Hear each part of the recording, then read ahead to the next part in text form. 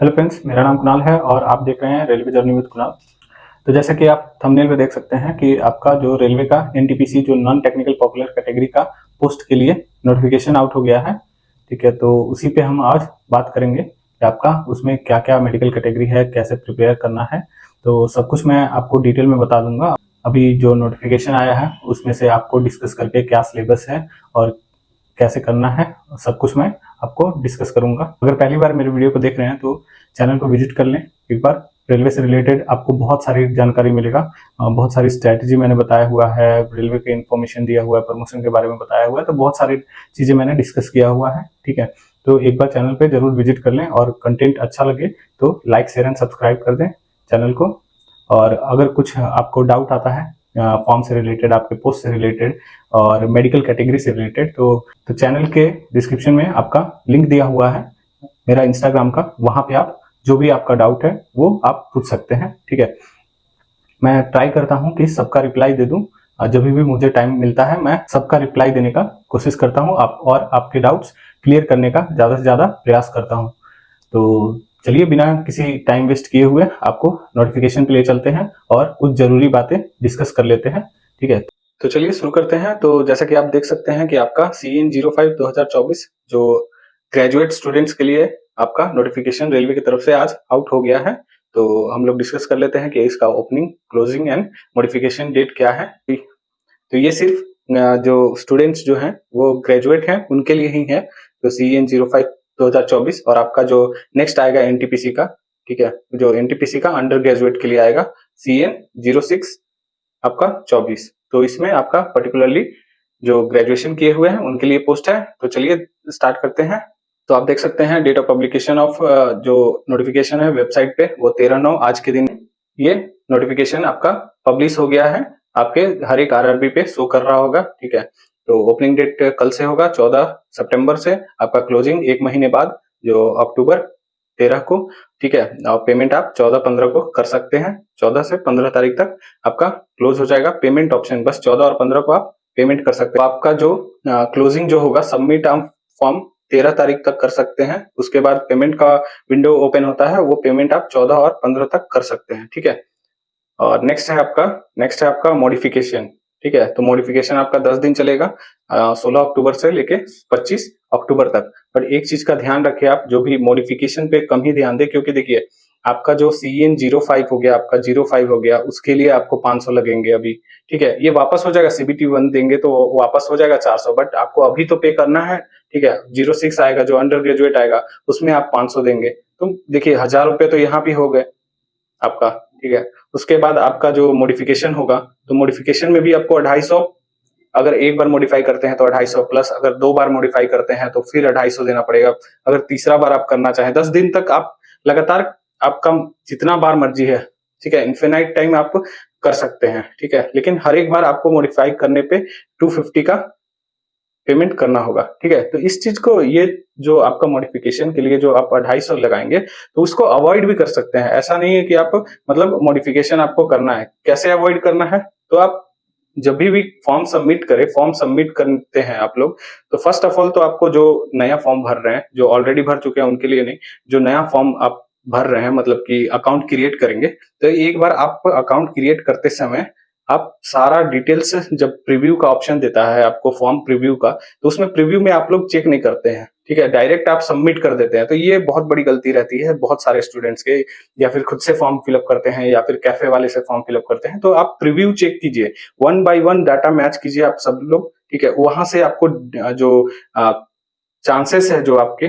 गलती होने के, वो बहुत कम हो जाएंगे। ठीक है, तो आप लोग प्रीव्यू जो देता है उस टाइम आप चेक करें डाटा को, वहां से आप लोग को मॉडिफिकेशन करने का आपको जरूरत ही नहीं पड़ेगा। ठीक है, देखिए बेरोजगारी बहुत है, और देखिए पर मॉडिफिकेशन 250 देना, प्लस आपका जो 5 है 6 है CN जो आएगा, दोनों के लिए अंडर ग्रेजुएट के लिए आप अप्लाई करेंगे, 1000 रुपए वहां देना, फिर मॉडिफिकेशन में 250 देना। तो ये उससे पहले आपको प्रीव्यू देता है ऑप्शन, आप एक बार फॉर्म पूरा चेक कर ले, वन बाय वन सारा कुछ चेक कर ले, टाइम लिमिटेशन नहीं है आपके पास, तो प्रीव्यू में सब कुछ चेक करें वन बाय वन, नेम से लेके आपका जो भी डिटेल्स हैं, बैंक डिटेल्स हैं, या फिर आपका जो भी एजुकेशनल डिटेल्स हैं, ओबीसी सर्टिफिकेट हो गया, या फिर SC ST certificate, EWS certificate, अगर आप कैटेगरी से अप्लाई कर रहे हैं तो सारा कुछ चेक कर ले, वन बाय वन सब कुछ चेक कर ले, अपना परमानेंट मार्क जो होता है, एड्रेस जो होता है, ठीक है, सब कुछ वन बाय वन जो भी है आपका, मदर नेम, फादर नेम, या फिर और अदर इंफॉर्मेशन अगर है, तो वो सब कुछ आप प्रीव्यू में एक बार चेक करें, उसके बाद ही सबमिट का ऑप्शन दबाएं, ठीक है।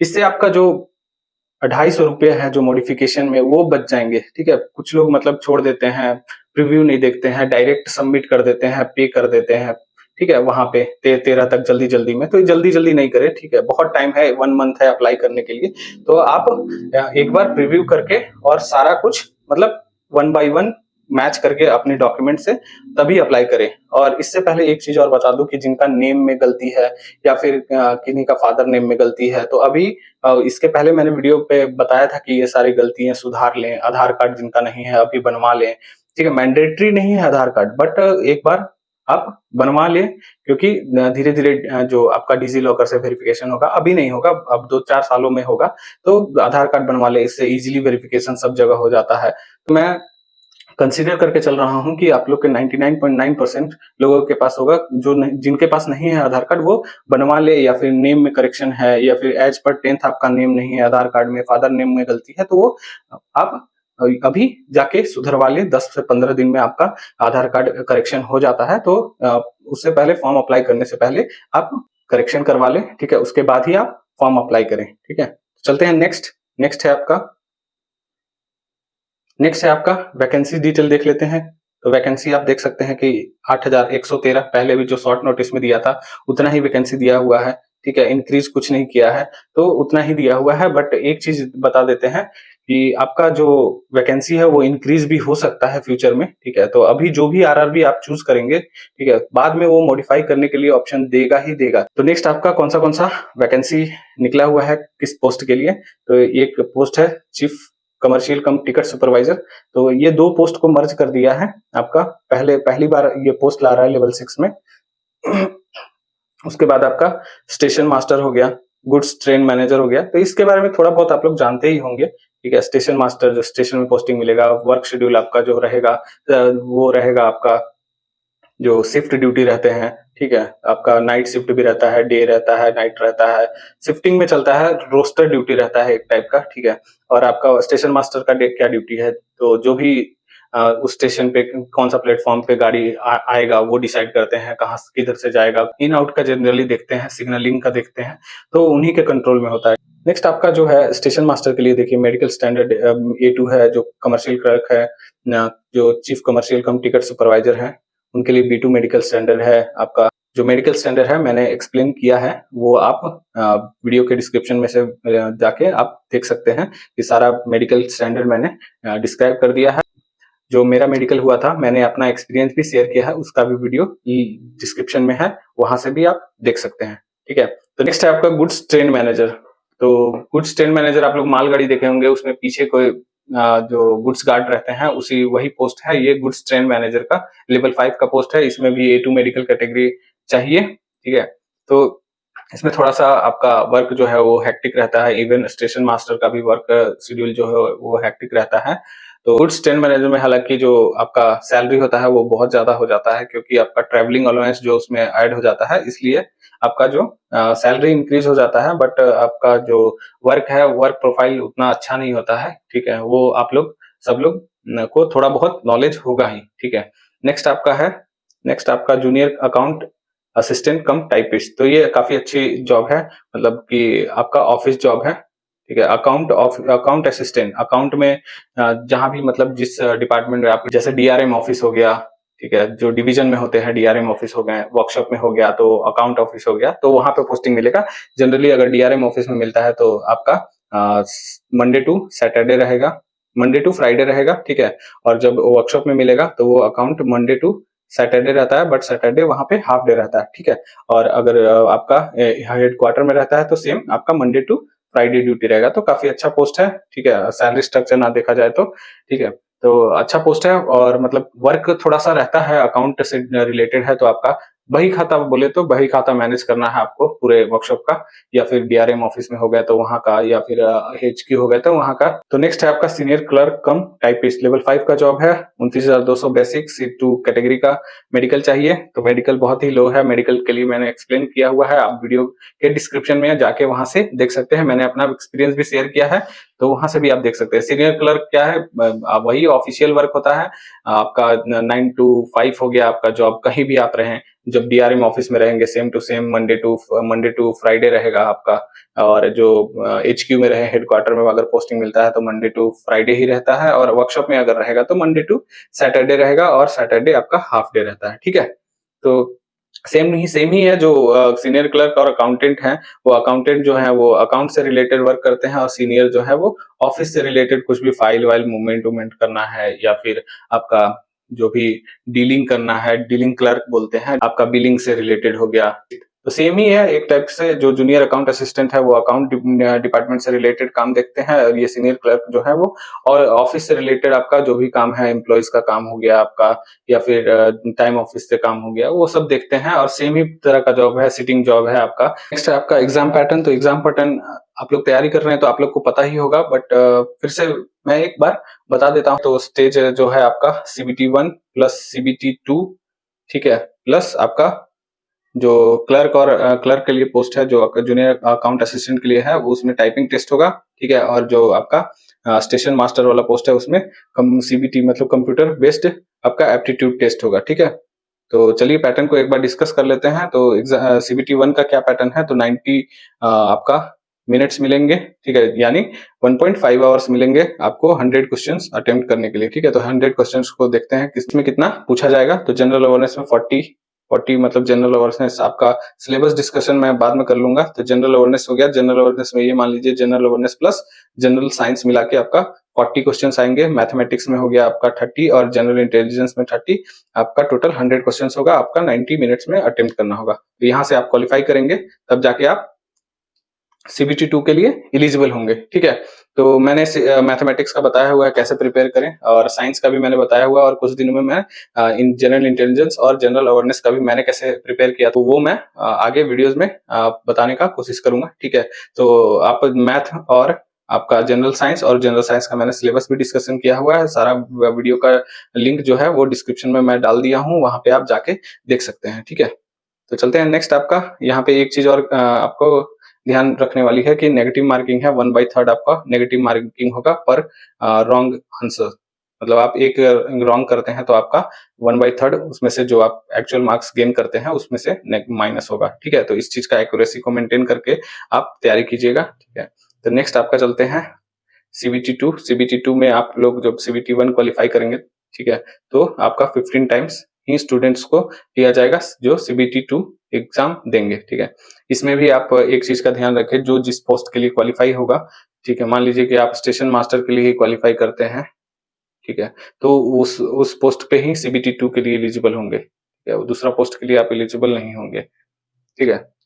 अगर मान लेते हैं कि आपका 4-5 पोस्ट है, आपका जो स्टेशन मास्टर हो गया, कमर्शियल क्लर्क, कमर्शियल कम टिकट सुपरवाइजर हो गया, आपका नेक्स्ट हो गया गुड्स गार्ड हो गया, आपका जो असिस्टेंट हो गया, अकाउंट असिस्टेंट हो गया, ठीक है, आपका सीनियर क्लर्क हो गया। तो मान लीजिए कि इसका 80 गया है, और इसका 70 गया है, इसका 60 गया है, इसका मान लीजिए कि 65 गया है, और सीनियर क्लर्क का 70 गया है। तो जिस हिसाब से आप मान लीजिए कि आप अपर लिमिट देख लीजिए, जैसे कि स्टेशन मास्टर के लिए आप 80 मतलब कि आपका कट ऑफ गया है, और आपका 82 मान लेते हैं आया है, तो आप सबके लिए एलिजिबल होंगे, ठीक है, CBT 2 में। अगर मान लीजिए आपका 60 आया है, और यहाँ पे 60 सिर्फ एक ही का है, उससे नीचे कोई भी नहीं है, तो आप इसी के लिए एलिजिबल होंगे। तो ये चीजों को ध्यान में रखिएगा और अच्छे से प्रिपेयर कीजिएगा। इसमें अगर किसी को डाउट होगा तो आप एक बार कमेंट कीजिएगा, मैं और अच्छे तरीके से एक्सप्लेन करने का कोशिश करूंगा, ठीक है। नेक्स्ट चलते हैं। ये आपका सिलेबस है, सिलेबस मैंने डिस्कशन किया हुआ है, आप एक बार मेरा वीडियो देख सकते हैं जो डिस्क्रिप्शन में दिया हुआ है, ठीक है। नेक्स्ट है आपका CBT 2। तो 15 टाइम्स CBT 1 के यहाँ पे दिया हुआ है, 15 टाइम्स आपका CBT 1 के जो कैंडिडेट नंबर ऑफ वैकेंसीज है उसका 15 टाइम्स कैंडिडेट्स ही CBT2 दे पाएंगे। ठीक है, तो इसमें आपका एग्जाम ड्यूरेशन उतना ही रहेगा, 1.5 घंटे का ही पेपर रहेगा बस, बट क्वेश्चन नंबर जो है वो इंक्रीज करके 120 क्वेश्चन हो जाते हैं। ठीक है, यहाँ पे आप देख सकते हैं। तो सेम टू सेम पैटर्न वही रहता है, जनरल अवेयरनेस हो गया, मैथमेटिक्स हो गया और जनरल इंटेलिजेंस एंड रीजनिंग हो गया। ठीक है, तो सेम ही है आपका, CBT1 और CBT2 दोनों सेम ही पढ़ना है। जैसे अब बहुत सारे कैंडिडेट्स जो है बहुत दूसरे एग्जाम्स का प्रिपेयर कर रहे हैं, तो उसमें जैसे कि मेरे साथ बहुत सारे जुड़े हुए हैं, RRB JEE के कैंडिडेट्स जुड़े हुए हैं, तो उनको जो CBT1 हो गया आपका जो है वो आपका जनरल देना है, आपके जैसा देना है, तैयारी करना है, और CBT2 हो गया उनको टेक्निकल भी साथ में पढ़ना है, तो उनके लिए थोड़ा सा टफ हो जाता है। बट आपको तो बस यही 3 चीज ही पढ़ना है, जनरल अवेयरनेस हो गया, mathematics and general intelligence and reasoning ही तैयार करना है। तो उनसे थोड़ा सा तो कंपटीशन, मतलब उनसे थोड़ा सा तो हार्डवर्क कम रहता है, बट कंपटीशन ज्यादा बढ़ जाता है। तो अच्छे से तैयारी कीजिए। ठीक है, और बुक्स वुक्स मैंने सजेशन दिया हुआ है, वीडियो आप लोग पूरा देखिएगा तो आप लोग को पता चलेगा, मैंने डिस्क्रिप्शन में दे रखा है, तो वहां से आप लोग जाके देख सकते हैं। नेक्स्ट आपका यहाँ देख सकते हैं कि किसको कौन सा एग्जाम देना पड़ेगा। तो गुड्स ट्रेन मैनेजर के लिए बस 2 ही CBT1 CBT2 होगा। जो सीनियर क्लर्क कम टाइपिस्ट है उनको CBT1 प्लस CBT2 देना पड़ेगा, प्लस टाइपिंग स्किल टेस्ट देना पड़ेगा। टाइपिंग में क्या है, हिंदी प्लस इंग्लिश। ठीक है, जिसमें देना चाहे आप स्वतंत्र हैं, हिंदी में देना चाहे तो हिंदी में, इंग्लिश में तो इंग्लिश में आपको 30 वर्ड पर मिनट चाहिए, और जो आपका हिंदी है उसमें 25 वर्ड पर मिनट चाहिए। ठीक है, तो इस चीज का ध्यान रखें। तो जो 2 और 3 पोस्ट जो है, सीनियर क्लर्क और जूनियर अकाउंट असिस्टेंट, तो उस पोस्ट को आप कंसीडर करके लेके चल रहे हैं, तो आपको टाइपिंग भी थोड़ा बहुत आप सीखिए, धीरे धीरे आपको डेवलप हो जाएगा टाइपिंग स्किल। ठीक है, नेक्स्ट है आपका चीफ कमर्शियल कम टिकट सुपरवाइजर और स्टेशन मास्टर। चीफ कमर्शियल वाले के लिए 2 ही है, CBT1 और CBT2, उसके बाद DV होगा, उसके बाद आपका मेडिकल, उसके बाद पोस्टिंग। ठीक है, स्टेशन मास्टर के लिए CBT जो होगा, एप्टीट्यूड टेस्ट होगा, तो वो आपको देना पड़ेगा, सिर्फ स्टेशन मास्टर के लिए होता है, क्योंकि इनका जो वर्क शेड्यूल होता है वो थोड़ा सा हैक्टिक होता है, और बहुत चीजें मतलब ध्यान में रखना पड़ता है। किसको सिग्नल देना है, इनकमिंग ट्रेन है उसको सिग्नल देना है, जो आउटगोइंग है उसको देना है, जो प्लेटफॉर्म किस प्लेटफॉर्म पे लगाना है, तो इसके लिए उनको एक अलग से स्किल टेस्ट देना पड़ता है। ठीक है, तो चलते हैं नेक्स्ट। आप ट्राई करें कि आपका जो अक्टूबर 13 है उससे पहले आप कास्ट सर्टिफिकेट है इस फॉर्मेट में भी बनवा के रख ले। ठीक है,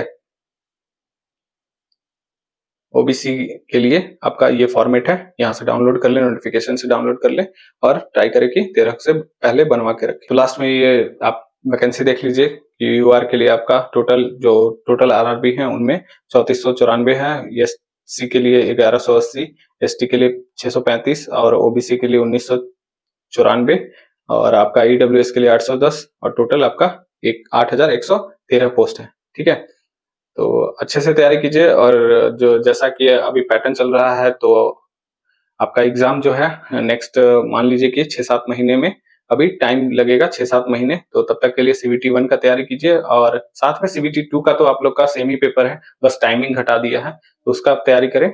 नोटिफिकेशन से रिलेटेड और भी किसी का कुछ डाउट हो तो कमेंट कीजिए, कमेंट का जवाब मैं जरूर देने का कोशिश करता हूँ। तो होप सो वीडियो आपको अच्छा लगा हो, और मैंने ट्राई किया है कि आपको सारा कंटेंट, सारा जानकारी प्रोवाइड कर दूं, और इसके अलावा भी कुछ आपको लोग को गाइडलाइंस चाहिए होगा तो मुझे इंस्टाग्राम पे मैसेज करें, मैं रिप्लाई देने का ट्राई करूंगा, और आप मेरे पिछले वीडियोस को भी देख सकते हैं, वहां से भी आपको पूरा गाइडेंस मिलेगा। ठीक है, तो चलिए मिलते हैं नेक्स्ट वीडियो में, तब तक के लिए जय हिंद, जय भारत, थैंक यू।